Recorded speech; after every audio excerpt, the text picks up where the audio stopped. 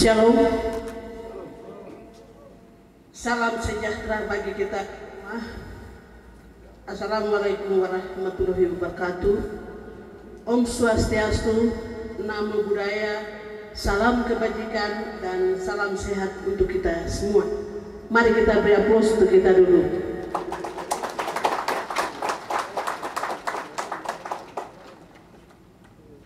Koyau amakani wah.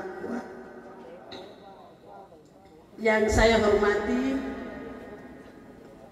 Wakil Bupati Kabupaten Deyai yang sudah berkenan hadir langsung pada apel luar biasa di Kabupaten Deyai. Yang saya hormati Bapak Pela Sekda Provinsi Papua Tengah. Yang saya hormati Bapak Sekda Kabupaten Deyai. Yang saya hormati unsur Forkopimda Kabupaten Deyai yang sudah berkenan hadir langsung Bapak Dandim dan Bapak Wakapolres. Yang saya hormati dan saya kasihi pasukan dari TNI, Polri dan seluruh ASN di lingkungan Kabupaten Deyai. Yang saya hormati dan saya kasihi para pejabat eselon 2 yang mengikuti saya dalam rombongan Mama Gubernur berkantor di 8 kabupaten. Saya beri apresiasi beberapa hari ini sudah mengikuti dalam rombongan. Pertama-tama mari kita naikkan puji syukur kehadiran Tuhan yang Maha Kuasa dan kami mengucapkan selamat untuk Kabupaten Dogiai karena Tuhan memimpin dan menyertai kita sampai di Kabupaten Deyai yang kita cintai bersama. Sekali lagi, pertama-tama saya ucapkan selamat kepada Kabupaten Deyai yang telah meraih prestasi opini wajar tanpa pengecualian atau WTP dari BPKRI atas laporan keuangan tahun 2022. Capaian prestasi ini merupakan WTP pertama sejak Kabupaten Deyai terbentuk tahun 2009 dan patut kami memberi apresiasi. Ya, mari kita tepuk tangan dulu.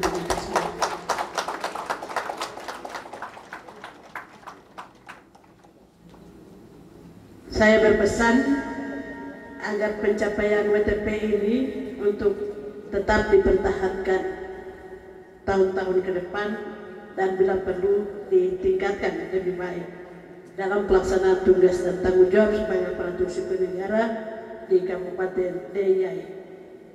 Pada kesempatan apel gabungan ini terhadap hal-hal yang perlu kami sampaikan pada pagi hari ini adalah seluruh ASN Kabupaten Deyai agar tetap disiplinan. Terkait dengan hal ini, Ibu ingin menyampaikan bahwa kita adalah aparatur sipil negara yang diatur dengan peraturan dan perundang-undangan. Banyak peraturan diatur di dalam kepemerintahan kita, salah satunya terkait dengan disiplin aparatur sipil negara. Disiplin untuk masuk kantor, disiplin dalam hal berpakaian, disiplin dalam melaksanakan tugas dan tanggung jawab. Untuk seluruh Indonesia, untuk jam masuk kantor itu ada pada jam 7.30 dan bisa pulang pada, kalau 7.30 berarti berakhir di jam 3 atau jam 4-an. Kita menganut sistem 5 hari kerja. Ini waktu untuk kita aparatur sipil negara. Dalam disiplin aparatur sipil negara, Ibu harap kita sebagai pegawai negeri sudah lakukan kontrak kerja dengan negara, siap ditempatkan di mana saja, dan kita juga mendapatkan hak dan kewajiban. Hak kita mendapatkan gaji, upah, TPP, dinas, pelaksanaan proyek dan seterusnya. Ya, itu untuk hak-hak sebagai aparatur sipil negara. Kita juga difasilitasi dengan kendaraan dinas, ada rumah jabatan, semua tentang aparatur sipil negara itu dijamin oleh negara. Kita melaksanakan tugas dan tanggung jawab, dan kita akan mendapatkan hak kita. Ya, hak kita itu ada gaji, ada TPP, ada tunjangan dan seterusnya. Jadi Ibu harap untuk ASN di Kabupaten Deiyai agar kembali disiplin untuk melaksanakan tugas dan tanggung jawab, karena disiplin adalah nafas dari aparatur sipil negara. Ya, disiplin mulai dari diri sendiri, dalam keluarga, dalam lingkungan, dan di dalam tugas dan pelaksanaan tugas kita di masyarakat. Kalau kita tidak disiplin dari hal yang kecil, maka ketika kita diberikan tanggung jawab sebagai pemimpin, sebagai pejabat, maka kita tidak akan menunjukkan sikap yang baik terhadap bawahan kita. Jadi kepemimpinan itu dimulai dari kedisiplinan diri kita. Itu yang perlu. Jangan pernah berkecil hati. Kita ada di daerah yang paling pelosok, tapi tunjukkan kepada bangsa dan negara apa yang kita bisa sumbangkan, karena negara pun memberikan sumbangsinya kepada kita. Ini pilihan hidup. Dari sekian orang Papua yang ada, kita dipanggil untuk melayani masyarakat. Saya ingin mengutip firman Tuhan yang mengatakan dari Roma pasal 6 ayat 13 bahwa pemerintah adalah apa? Wakil Allah. Pemerintah wakil Allah di bumi ini. Pemerintah wakil Allah di Kabupaten Deiyai untuk melayani masyarakat, untuk melayani ciptaan Tuhan, melayani banyak hal, melayani dalam surat menyurat, melayani bidang pendidikan, melayani bidang kesehatan, sesuai dengan tupoksi yang dibagi. Saya ingin garis bawahi kembali bahwa kita pemerintah, baik aparatur sipil negara, ASN, TNI, Polri, dan kita semua adalah pemerintah. Saya minta maaf, semua aliran agama mengajarkan kebaikan untuk kita, untuk melayani. Ketika kita sudah melaksanakan itu secara baik, maka kita akan meninggalkan jejak kita, track record kita, dan pada gilirannya nanti pasti saudara akan dipilih sebagai pemimpin untuk menjadi pemimpin di dalam instansi atau kepemerintahan. Sama seperti buku sekarang. Saya sudah mulai kedisiplinan ini sejak CPNS. Hari ini Tuhan izinkan kami untuk memimpin. Anda pun punya kesempatan yang sama. Ya, saya mungkin sebentar lagi berakhir. Kita sudah punya provinsi, pasti Anda ada pegawai ini akan disiapkan untuk menjadi pemimpin di Provinsi Papua Tengah. Jangan pernah berkecil hati. Belajarlah dari hal yang kecil. Memulai dari hal yang kecil. Disiplinlah dari hal yang kecil. Kalau itu sudah kita mampu, ketika kita ditempatkan, kita akan mampu untuk melaksanakan. Kemudian hal yang kedua, kinerja dan perhatian terhadap pencapaian tujuan organisasi.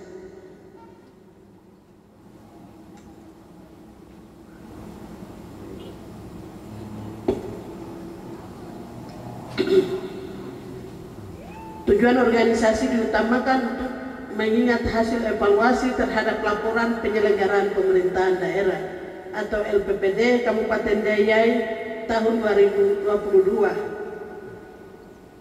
dengan digit 0,68 digit atau kategori sangat rendah. Ini perlu diperhatikan oleh Bapak Bupati, Bapak Wakil Bupati, asisten, para asisten, dan para kepala SKPD. Walaupun kita sudah dapatkan WTP, tetapi juga ada hal lain yang perlu kita perhatikan adalah terkait dengan LPPD.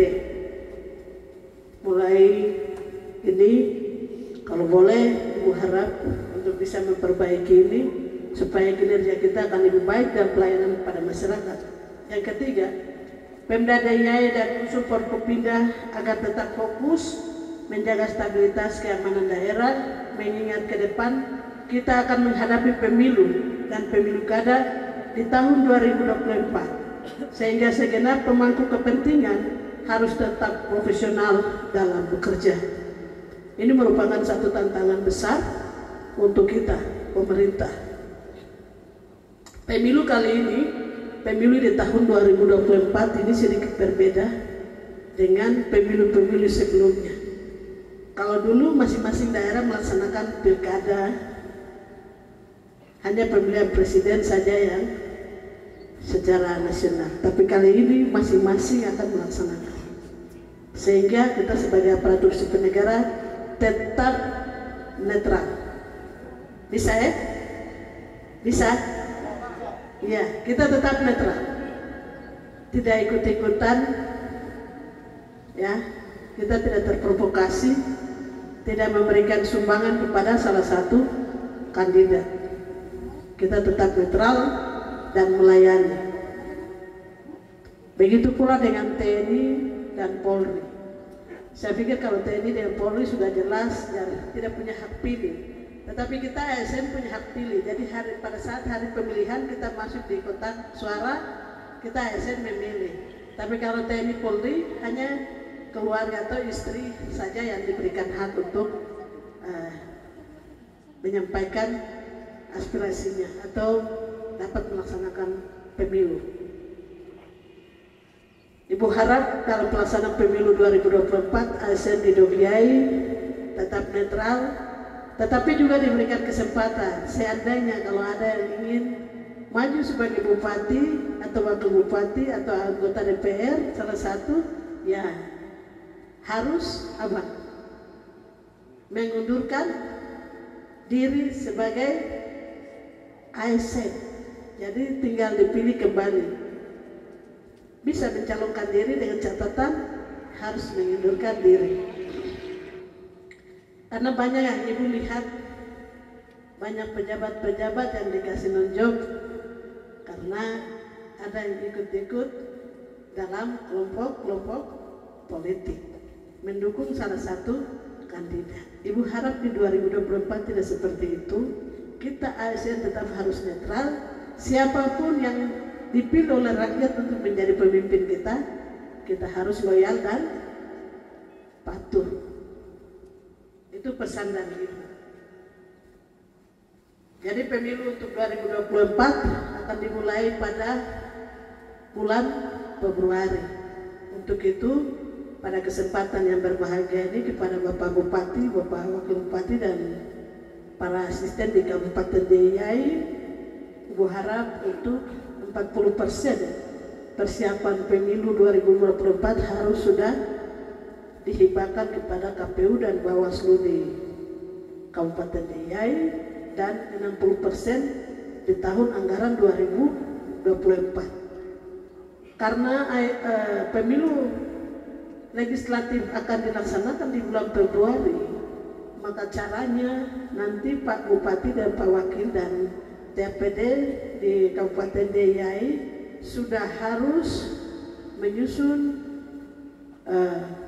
APBD 2024 harus selesai di bulan November atau Desember, dan Desember itu sudah harus penyerahan DPA.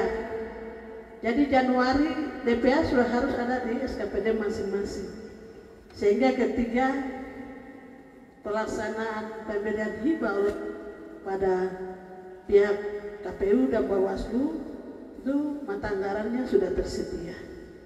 Itu siasat-siasat yang harus dilakukan oleh Bapak Bupati dan Bapak Wakil Bupati, pemerintah daerah di Kabupaten DIY.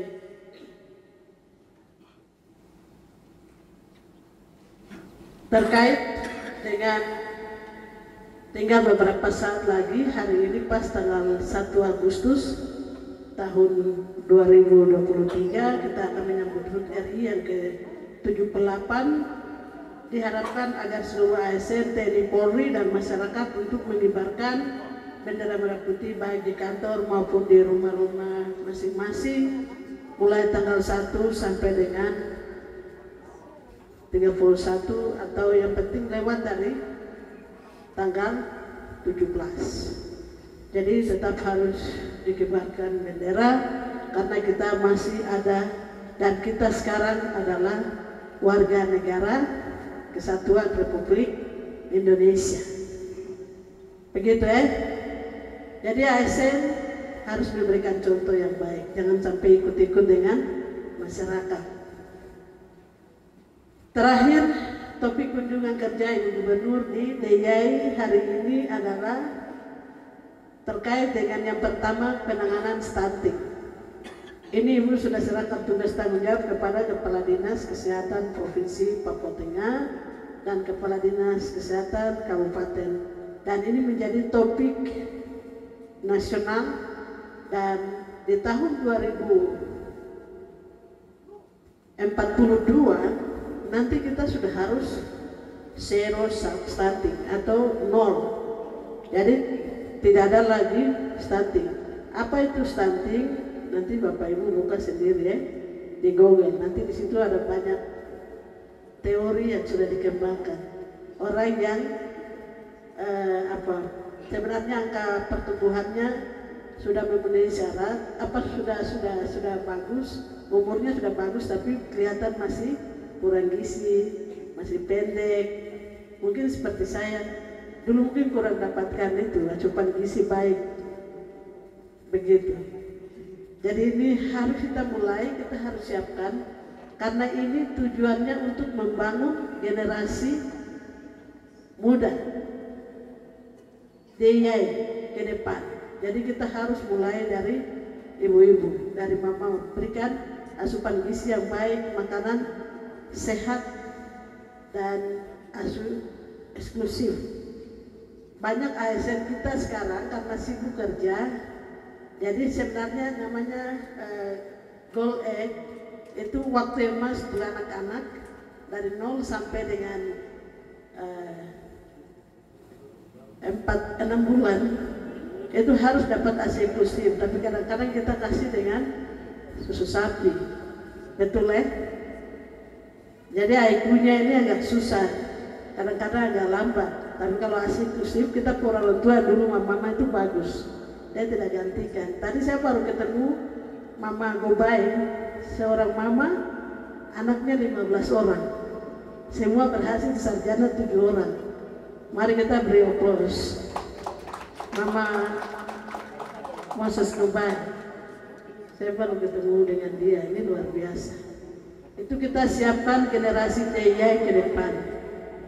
Jadi ASI eksklusif penanganan stunting harus bagus. Penghapusan kemiskinan ekstrim. Kita ada data, nanti mungkin akan dipresentasikan. Apa itu kemiskinan ekstrim? Kemiskinan ekstrim itu adalah ketika seorang keluarga itu pendapatan sehari-harinya dalam keluarga ketika hanya di dalam 1 bulan dia bisa menghasilkan sebesar 300.000 rupiah. Kalau dia ada di dalam situ berarti kita kategorikan masuk di dalam kemiskinan ekstrim. Kalau hanya kemiskinan ketika dia pendapatannya 600.000. Tapi kalau pendapatannya sudah sampai 1 juta per bulan atau 2 juta, 5 juta, nah itu berarti dia sudah harus keluar dari kelompok. Jadi itu nanti ada teorinya yang akan kami laksanakan dari pemerintah Provinsi Papua Tengah di Kabupaten DIY. Ada program-program tadi. Kemudian pengendalian inflasi.